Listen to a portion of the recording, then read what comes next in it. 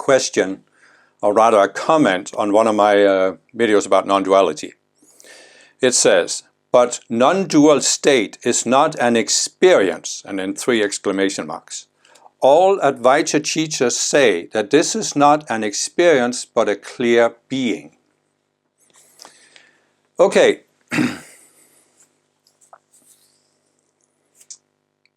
I understand what they're saying. I also understand where they're coming from. But this is one of these things where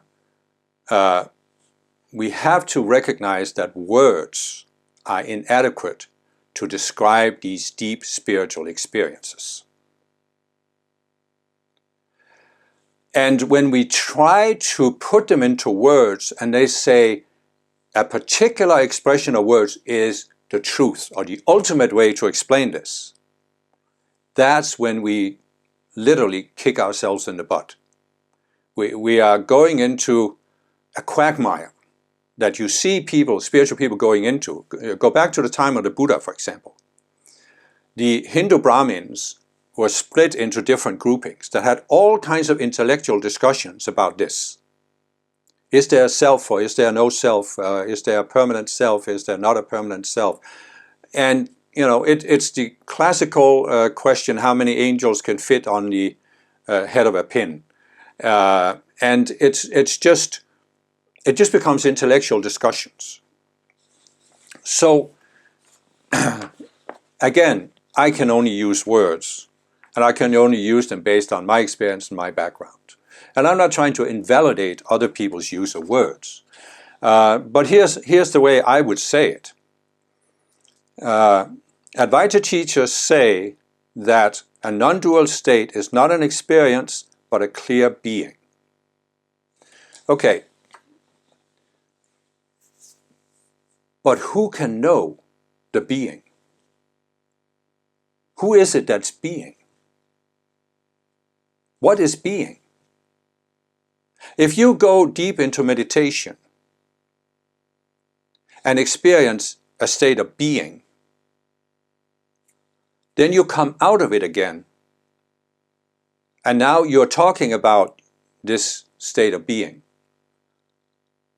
Who could go into being and who comes out of it again? There has to be a self.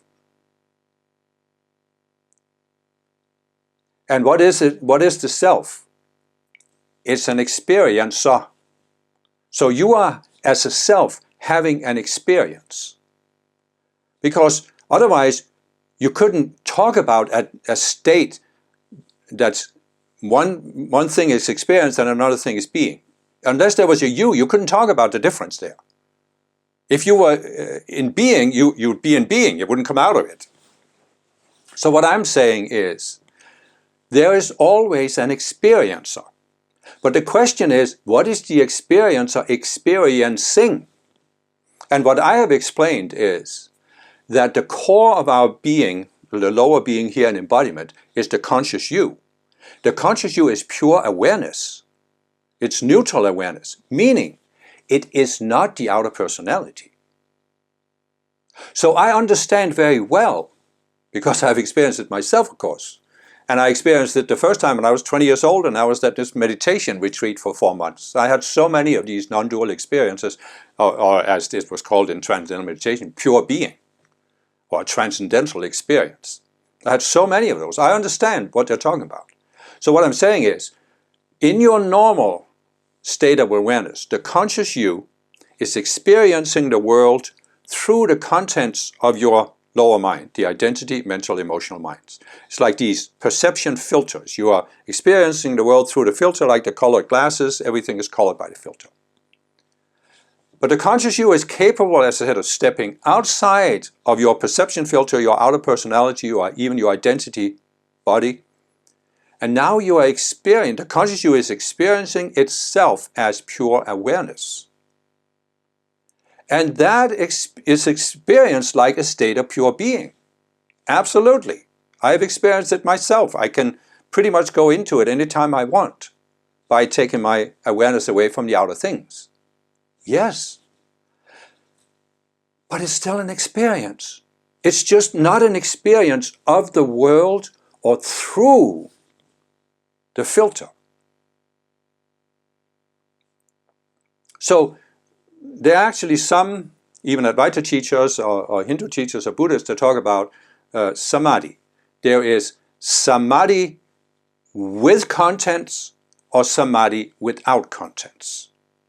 And I'm really not an expert in how they define it, but I think the concept is valid. You can have an experience of yourself as neutral awareness where there's no contents of your consciousness, but you are clearly conscious. Therefore, what I'm saying is you are experiencing yourself as conscious, as a conscious being without any thoughts, without any contents of your consciousness.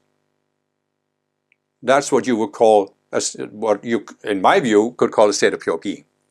But then you can also have the experience that you're actually experiencing the world, but you are not seeing it through your outer personality that is often attached and has opinions and this and that. You are experiencing it neutrally. You're just experiencing, you're just witnessing. This is often called a silent witness. So this is still an experience of being, but you are aware of the world. So I know this can be like splitting hairs because, again, as I said, it's a matter how you use words, but my experience really is that when you peel all these layers of identity away, you first realize, as the Advaita teachers also describe, I'm not this. I'm not the body. I'm not my emotions. I'm not my thoughts. I'm not even my sense of identity as a human being on earth. And then you can go into this state of pure awareness.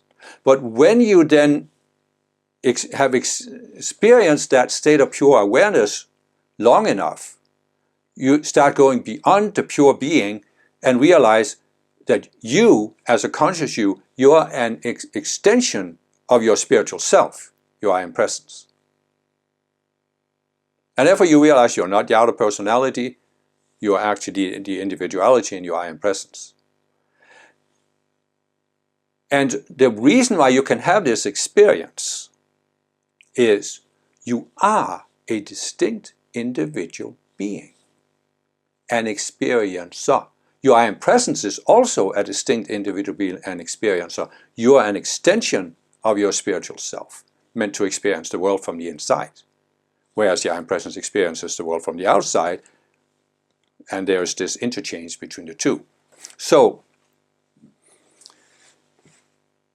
what I see happening, and I can see this in myself, because when I was 20 years old and I had these experiences at the meditation retreat, I was really, really confused about it. What did it mean? Did it mean that there was nothing there? And it didn't intuitively sit right with me. But then I found the Center Master teachings where they were talking about the I am presence, and I realized that there is actually something beyond the outer personality, but it's not nothing. And I realized also that the purpose of my existence is the growth towards higher states of consciousness. And this is what gave me a different perspective on the Eastern teachings. Because the Eastern teachings, at least as I understand them, make it seem like the goal of existence is to attain non-existence. In other words, you go back into pure being and cease to exist as an individual being. And that's not my experience, nor is it what the Ascended Masters teach. And I know very well how some of these Advaita teachers will react to this. They will say, you haven't given up the separate self fully. You're still attached to the separate self, and you want it to survive even in the spiritual realm. But as I explained in my video about how the world was created, there is a purpose for why we exist. And this is what's left out of Eastern teachings in general. What is the purpose of your existence? How did you come into existence as an individual being? And if it's just to be an individual being and suffer for many, many lifetimes and then disappear as an individual being, does that sit right with you intuitively? Or is it that you are meant to grow as an individual being until you reach the greater consciousness? Now, it's perfectly true that you have to give up the separate self. You have to let the separate self die. And I explain in many of my videos that most people have gone into this state of separation and built a very elaborate separate self. This has to die. But does the death of the separate self mean the death of all sense of self? That is the question, to be or not to be. And I just think that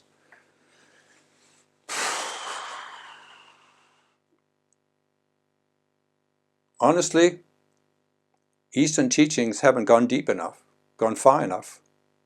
They've gone to a certain level, which was probably the level that could be reached at the time of the Vedas, at the time of the Buddha, even the Vedantists, but they haven't followed what the Ascended Master called progressive revelation, where more and more advanced teachings are being released as the collective consciousness is being raised. So, and this is what you see on the planet. Okay, you go back in time. See, it's very, very important for you to realize I'm not trying to invalidate these teachings. I'm not trying to say they were wrong.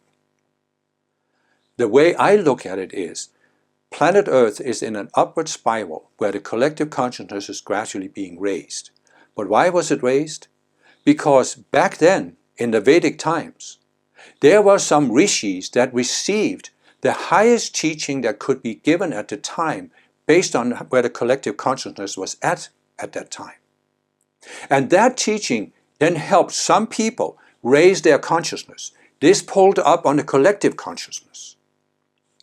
But what also happened to the Vedic teachings was that Hinduism developed as a formal religion. There was a caste of Brahmins that developed, and it was their, task in life to interpret the scriptures and for the masses and this and that. And so they ended up going into all these discussions. And all of a sudden, the teaching that did help raise the consciousness now become kind of bogged down in all these intellectual discussions and outer interpretations. And so then comes the Buddha, who brings forth a higher teaching where he says, let's skip all these intellectual discussions and help people raise their consciousness. So this was because the Vedic teachings had brought the world to a higher level, the Buddha could come and give a higher teaching. And Buddhism has helped raise the collective consciousness even further. Jesus also came to give a higher teaching for more the Western world, and that has also helped the collective consciousness be raised. But this means that we now live in an age where higher teachings can be brought forth, and this is what the Ascended Masters are all about. And so I, for whatever reason, logged into this. And this has been the focus on my life since 1980s, early 1980s. And this idea of progressive revelation, that as the consciousness is raised, we can receive more advanced teachings that can help us rise even further. And I believe that that is what most spiritual people have in their divine plans, to find, instead of being stuck in these old teachings and the interpretations of them, you're meant to find something that is part of the progressive revelation. I'm not saying there's only one, because the Ascended Masters work with many different people in many levels of consciousness. So I'm not saying you all have to agree with me. I'm just saying, instead of being trapped in one of these older teachings and the interpretations of these teachings, use your intuition to ask yourself, is it in my life plan to find progressive revelation? Something that's brought forth for this particular age, where the level of consciousness, collective consciousness, is where it's at.